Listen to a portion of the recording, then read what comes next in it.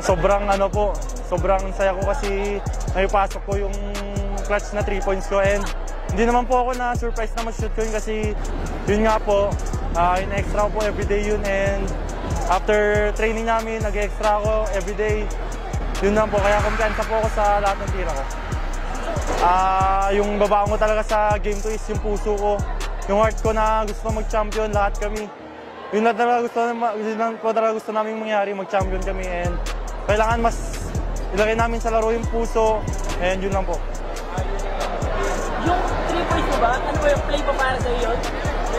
Hindi, yung play na po yun, parang na po yun eh.